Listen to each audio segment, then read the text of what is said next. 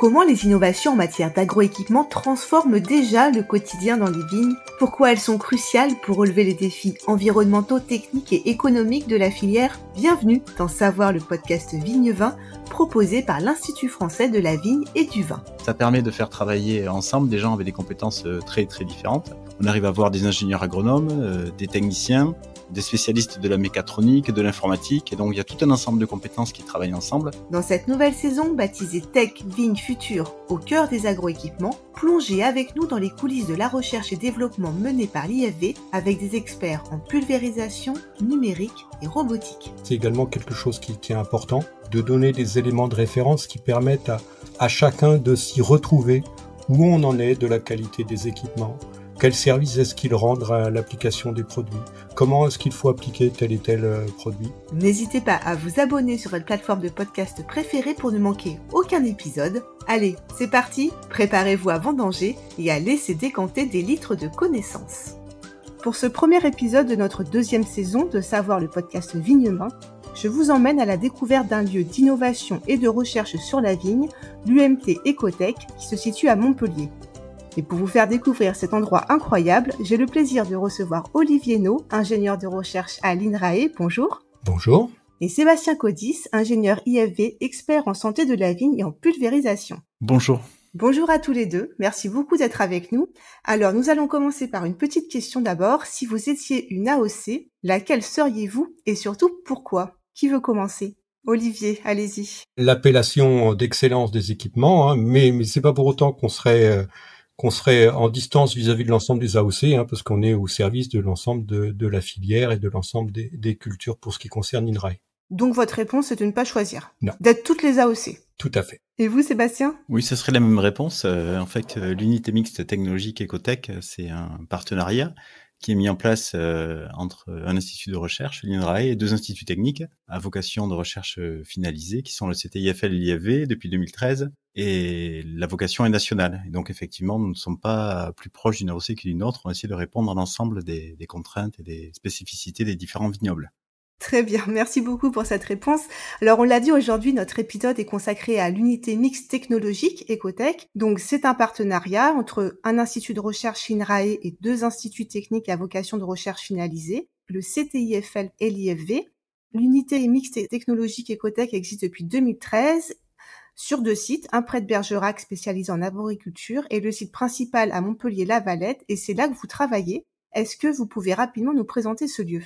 Oui, alors tout d'abord, Montpellier, c'est un haut lieu de la recherche agronomique en France.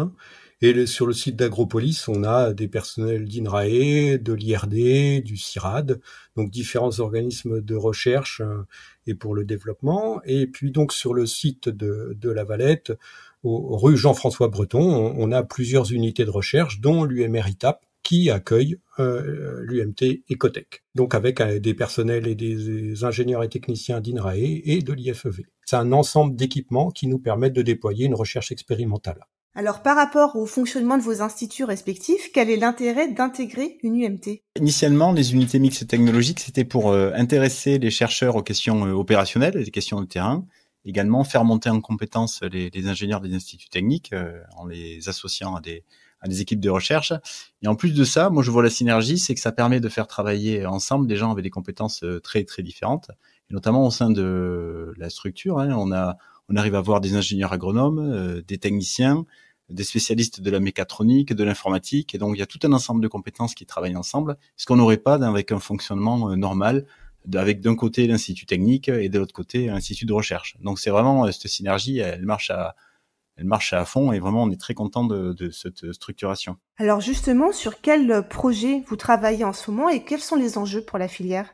Sébastien, vous voulez peut-être répondre à la question? Oui, alors historiquement, au sein de l'unité, nous sommes reconnus pour la qualité de nos évaluations de pulvérisateurs. Nous sommes un centre de recherche de référence pour l'évaluation de la qualité de pulvérisation des machines et également leur classement. Et dans ce sens, nous avons développé un outil qui s'appelle Performance Pulvé et qui permet, à la manière de ce qu'on peut faire quand on achète de l'électroménager, de pouvoir classer les appareils par rapport à leur performance à la fois agronomique, leur capacité à être le plus précis et de mettre le plus de produits sur la cible et de pouvoir réduire les doses d'intrants phytosanitaires appliqués, mais également la réduction des impacts.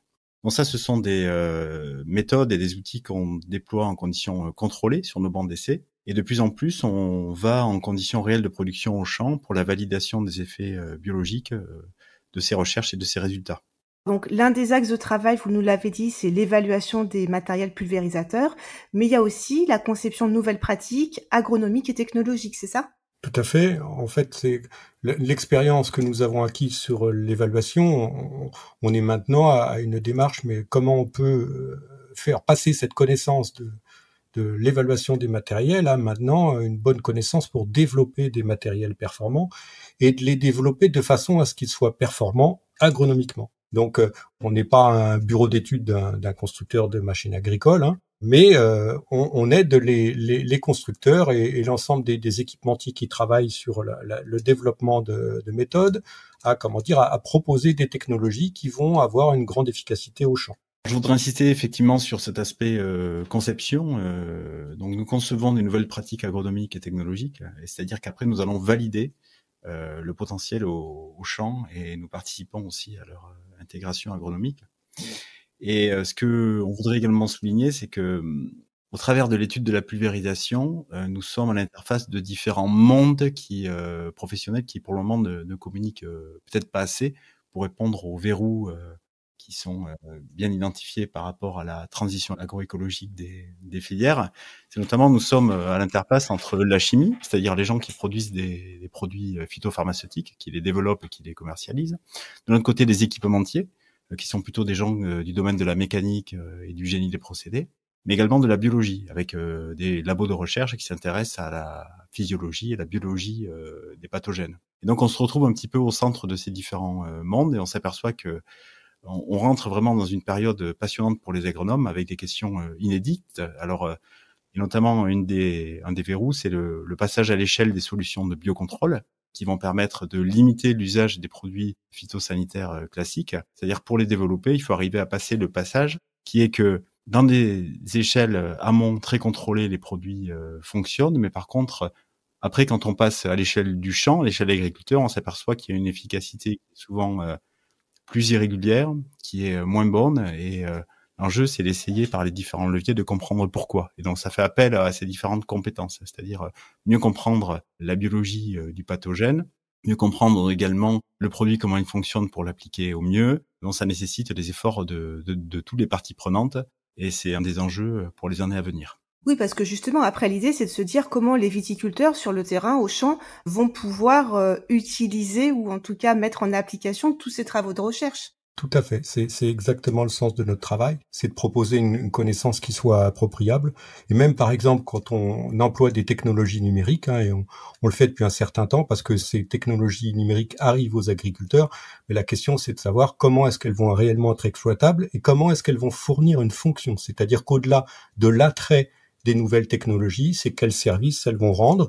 Et nous, comme on s'intéresse à savoir quels services elles vont nous rendre pour mieux comprendre ce qui se passe au plan agronomique, on pense que de façon naturelle, si ces technos-là nous permettent de mieux comprendre, eh ben, elles vont aussi servir aux agriculteurs pour mieux réaliser leurs procédés de protection des cultures. Et là, justement, comment vos travaux sont ensuite diffusés, utilisés par les viticulteurs? Au niveau de la diffusion, nous avons la chance, nous travaillons alors nous avons un continuum au sein de l'équipe entre recherche et recherche-développement, et nous sommes en étroite relation avec les services du développement agricole, notamment les chambres d'agriculture au sein des différents bassins viticoles français, qui peuvent relayer les résultats de la recherche, mais également nous permettre de bien identifier les questions qui se posent sur le terrain. Et donc il y a cet aller-retour constant qui permet d'être au plus proche des préoccupations des vignerons. Donc c'est une première voie de diffusion des informations. Après, on a beaucoup de formations qui nous permettent de diffuser les résultats de nos travaux. Et nos travaux intéressent également, bien sûr, les pouvoirs publics à l'échelon national, voire à l'échelon européen également. C'est également quelque chose qui est important. C'est pour nous de donner des éléments de référence qui permettent à chacun de s'y retrouver, où on en est de la qualité des équipements, quel service est-ce qu'ils rendent à l'application des produits, comment est-ce qu'il faut appliquer tel et tel produit. Voilà, donc à la fois des éléments, on va dire, d'efficacité au service de l'agriculteur et aussi de bonne compréhension des impacts. Avant de continuer notre épisode, je vous propose un petit quiz pour tester vos connaissances. Vous aussi qui nous écoutez, n'hésitez pas à jouer. Alors, la première question. Concernant les UMT en France, lesquelles de ces affirmations sont vraies? Petit 1, ce sont des outils de partenariat scientifique et technique créés et soutenus par le ministère en charge de l'agriculture et de la souveraineté alimentaire. Petit 2, chaque UMT a un programme propre de recherche et développement à vocation nationale déployé sur 5 ans. Petit 3, il y a 50 UMT en cours en 2025. Selon vous, lesquelles sont vraies? Les deux premières sont de façon claire vraies. Alors, je ne sais pas pour la troisième, ça me paraît un peu beaucoup. Oui, moi je dirais la même chose. J'ai l'impression que ça fait peut-être un peu beaucoup, 50, mais c'est possible que ça soit le nombre. Ouais. Non, vous avez raison, les deux premières sont vraies. Il n'y a pas 50 UMT en France, il y en a 32. Voilà, en 2025. Vous aviez raison. Deuxième question. Le domaine Maspiquet est un lieu de formation pour les étudiants, d'expérimentation pour les chercheurs de l'UMT, mais c'est aussi une exploitation viticole. Depuis quand existe-t-elle? Je vous fais des propositions quand même. Depuis 1720, depuis 1850 ou depuis 1910?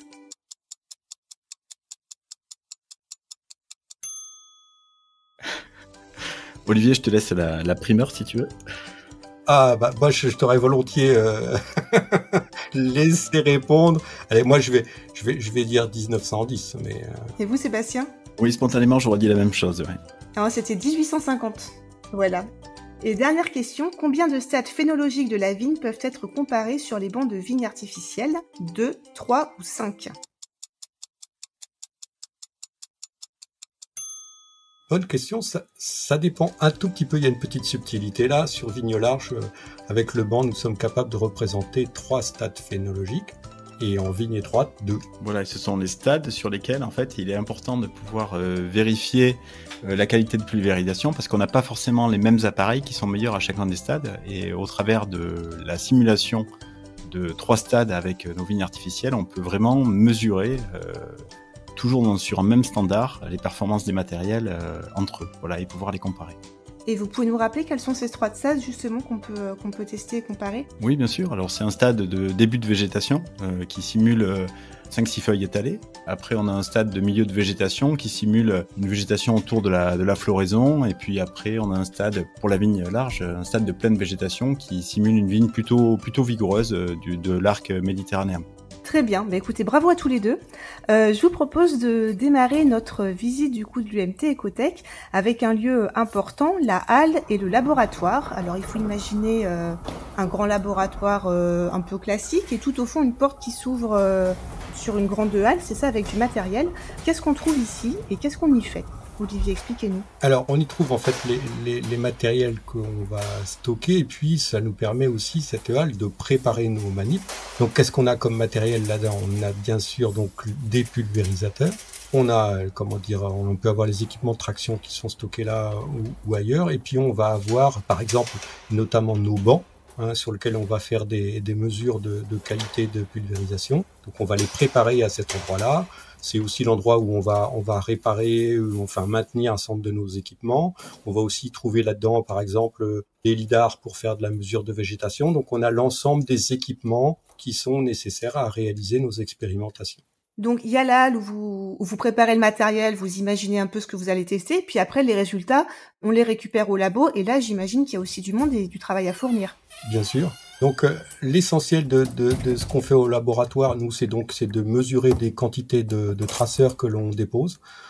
C'est un peu le métier des spécialistes de l'évaluation de la pulvérisation que de savoir mesurer des dépôts de traceurs, soit des traceurs, on va dire, par exemple pour mesurer les dépôts qui sont des traceurs qui vont nous donner un niveau de couleur, soit des traceurs fluorescents quand on veut vraiment une très haute précision quand il s'agit de mesurer de la dérive. Donc ça suppose tout ça, des dilutions, des mesures au spectromètre, des mesures de masse, et puis beaucoup d'échantillons qui passent au rinçage et pas mal de vaisselle aussi d'ailleurs pour avoir un matériel qui nous permette d'évaluer des milliers d'échantillons. En termes de quantité, qu'on se représente bien, c'est à peu près combien d'échantillons que vous allez tester à chaque expérimentation?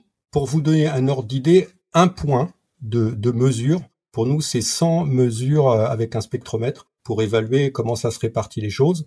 Et vous imaginez que ces 100 points, on le multiplie par le nombre de modalités, le nombre d'expérimentations sur la saison. Des fois, on a beaucoup de paramètres à évaluer, donc on arrive tout de suite à des milliers, et même on peut atteindre des 10 000 sur l'ensemble d'une année, quoi. Mais quand on va apprécier les choses sur la végétation réelle, il nous faut des centaines de points pour pouvoir bien apprécier la variabilité, la différence de distribution qu'il y a entre les différentes, la quantité qui est reçue par les différentes feuilles. Et ça, c'est des éléments à prendre en compte et qui amènent beaucoup d'analyses, alors qu'ils sont pas des analyses, c'est pas de la chimie de haut vol.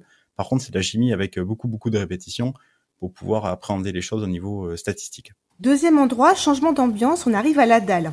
Alors, il faut imaginer une grande dalle en béton sur laquelle il y a des vignes artificielles, donc c'est des petites feuilles blanches, et un mur de ventilateurs, je crois qu'il y en a à peu près 25. Ça vous sert de plateforme d'essai, c'est ça, et ça permet notamment de passer un tracteur et de pulvériser. Alors effectivement, c'est là où on passe une grosse partie de notre été. Donc là, on est sur la halle, et ce qu'on peut voir, c'est les vignes artificielles. Donc c'est 4 rangs de vignes avec des feuilles blanches qui sont en matière PVC et qui simulent les revêtements de feuilles de vigne sur lesquelles on va passer les pulvérisateurs et mesurer les dépôts dans les différents compartiments. Alors, c'est-à-dire sur le haut, sur le bas, au centre de la végétation, et de pouvoir comparer les appareils entre eux. Alors, sur cette même dalle, on peut également faire différents tests. C'est là aussi où on teste les derniers équipements de pulvérisation de précision qui nous amènent les différents fabricants pour pouvoir les tester les différentes innovations. Et on peut également tester la dérive, c'est-à-dire qu'on va pulvériser les 4 rangs de vignes et on va pouvoir mesurer sur des mâts qui sont disposés sous le vent la quantité de produit qui est déposé à la fois au sol, à différentes distances du dernier rang, mais également sur un plan vertical pour pouvoir apprécier comme ça le risque d'exposition des riverains en fonction de la manière dont on réalise l'application, en fonction des pratiques et en fonction du pulvérisateur. Donc tout ça, c'est réalisé. La dalle, elle nous sert à faire des mesures des différents paramètres de pulvérisation en conditions très contrôlées. C'est-à-dire que tous les pulvérisateurs sont testés de la même manière sur ces différents indicateurs, à la fois la qualité de pulvérisation et à la fois la partie environnementale. Oui, ce qui vous permet d'avoir des vrais éléments de comparaison ensuite. Voilà. Et c'est le centre névralgique de notre activité, quoi, pour ce qui concerne les évaluations en conditions contrôlées. Et après, bien sûr, quand on veut s'intéresser à la biologie, eh bien, on va sur des vraies vignes, et on essaie de rester justement sur des vignes en production pour se retrouver vraiment dans les contraintes que rencontrent les agriculteurs dans leur métier. Et c'est là, du coup, qu'on part ensuite, vous me faites la transition, au domaine expérimental, qui se situe pas très loin, je crois à 4 ou 5 km, au Mas-Piquet. Et donc, comment vous faites ce lien entre on a fait nos tests en conditions contrôlées et ensuite on bascule sur des conditions réelles? La bonne connaissance de la façon dont marche un pulvérisateur, ça se décrit donc avec des conditions contrôlées dans lesquelles en fait on a des feuilles qui sont bien réparties, qui ont une forme régulière, etc. Et puis après on passe dans la vraie vie. Donc dans la vraie vie, on a encore plus de statistiques pour pouvoir bien évaluer les choses. Et donc on met des collecteurs un petit peu partout, on qualifie nos procédés. Et une fois qu'on qualifie nos procédés, on peut dire précisément comment ça fonctionne. C'est-à-dire que si vous évaluez un produit simplement avec une notion de dose par hectare, vous oubliez un peu le vrai végétal qui pousse, qui a différentes formes de conduite et différents cépages. Voilà. Et donc, en fonction de ça, nous, on qualifie ce qui se passe avec la pulvée. Et puis, on qualifie aussi les résultats biologiques qui sont obtenus en fonction de la manière dont on utilise le pulvérisateur, parce qu'il y a également plein de manières de les faire fonctionner.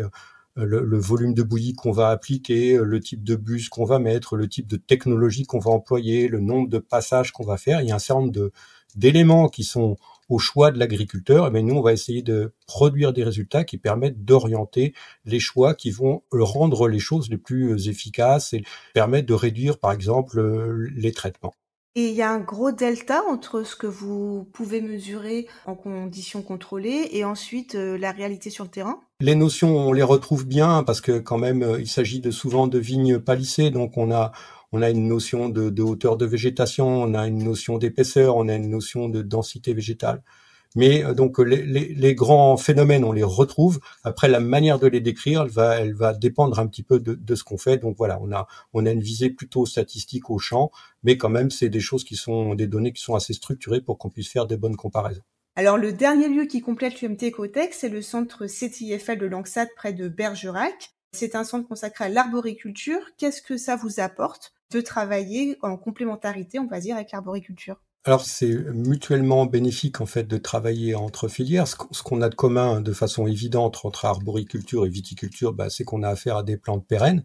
Bon, en arboriculture, les dimensions ne sont pas exactement les mêmes. On est même en arboriculture palissée, on est sur des hauteurs qui sont bien plus grandes. Néanmoins, un certain nombre de choses qu'on a développées avec la viticulture vont pouvoir s'appliquer, et ça s'est fait en arboriculture et vice versa. Il y a des choses qui sont plus en avance dans le domaine arboricole qu'on va pouvoir ensuite venir évaluer dans le domaine viticole. Donc c'est vraiment un grand intérêt, et puis ça permet aussi d'élargir un petit peu sa vision, parce que la manière dont fonctionnent les filières est différente. Et en fonction de ces questions d'organisation, des fois, ça donne également de nouvelles idées sur des choses que l'on pourrait tester. Donc on arrive bientôt à la fin de notre épisode. Est-ce que vous pouvez nous expliquer quels sont les prochains enjeux et objectifs pour les équipes de l'UMT ? Le prochain enjeu pour l'UMT, c'est de contribuer au passage à l'échelle des solutions, notamment de biocontrôle, qui viendront soit en complément, soit en substitution des produits de protection classiques, qui avaient le mérite d'être très très performants, et même dans des conditions où ils étaient appliqués de manière très perfectible parfois. Donc on va changer de contexte. Demain, sans doute, il y aura des solutions à efficacité moindre par rapport à ce qu'on connaît.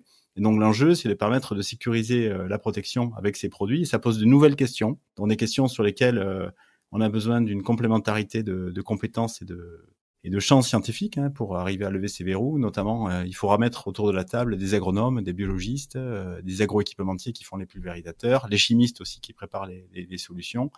Et voilà, c'est vraiment l'enjeu des prochaines années. Alors c'est passionnant au niveau agronomique. Et souvent on pense que la vision système, c'est la vision de l'agronomie, mais notre point de vue par les équipements nous permet aussi d'avoir une vision système des choses, comment ça doit s'articuler, la physique, la mécanique, la chimie, la biologie. Et ça change même nos façons d'évaluer, puisqu'en fait, quand on veut évaluer un truc qui marche super fort, on va dire c'est relativement plus simple. Quand on cherche à comprendre comment fonctionnent des efficacités partielles, ça doit nous amener aussi à changer nos protocoles, et donc ça va certainement nous amener à renouveler un certain nombre d'approches agronomiques par le biais des procédés de pulvérisation sur lesquels nous travaillons. Alors avant de nous quitter, il nous reste 2 dernières questions qui sont posées par les étudiants du lycée agricole de Montpellier Agropolis. Comment connaître les performances des différents pulvérisateurs ? Il existe un outil depuis 2021 qui s'appelle Performance Pulvé sur le site www.performancepulvé.fr et qui permet de retrouver les niveaux de performance des différents pulvérisateurs qui ont été testés par les différents constructeurs. Il y a 40 modèles qui ont été labellisés, sur lesquels vous pouvez retrouver les niveaux de performance aux différents stades de croissance de la plante. Alors pour les pulvérisateurs qui n'y figurent pas, c'est soit que ils n'ont pas été testés ou que le constructeur n'a pas souhaité afficher les résultats. Quel regard portent les industriels sur vos recherches ? Les industriels, on travaille avec eux au quotidien, mais comme on travaille avec l'ensemble de la filière, ce qui est intéressant pour eux, c'est que dans ce qu'on fait, c'est que on est au concret des problématiques de protection des cultures. Et puis je crois qu'on a réussi avec Performance Pulvé à les convaincre de rentrer dans une démarche de progrès dans lequel on évalue les matériels, on propose des solutions innovantes. Et ça s'est fait graduellement en travaillant le consensus entre les professionnels et avec leurs organisations. Donc je peux dire que les industriels s'intéressent de façon assez attentive à ce qu'on fait, qu'on a un bon dialogue avec eux. Voilà, écoutez, c'est la fin de cet épisode Savoir, le podcast Vigne-Vin consacré à la découverte de l'UMT Ecotech de Montpellier et au travail de ses chercheurs. Si vous souhaitez en savoir plus sur ce sujet, sachez qu'il y a 3 autres épisodes du podcast disponibles sur la qualité de pulvérisation, la dérive de pulvérisation et la précision de pulvérisation. Merci à nos invités, Olivier Hennaut et Sébastien Codis. Merci à vous d'avoir partagé vos connaissances avec nous. Et merci à vous de nous avoir écoutés. Tous les épisodes sont disponibles sur les plateformes d'écoute, y compris ceux de la première saison consacrée à l'Odyssée de la sélection et de la création variétale. À très bientôt.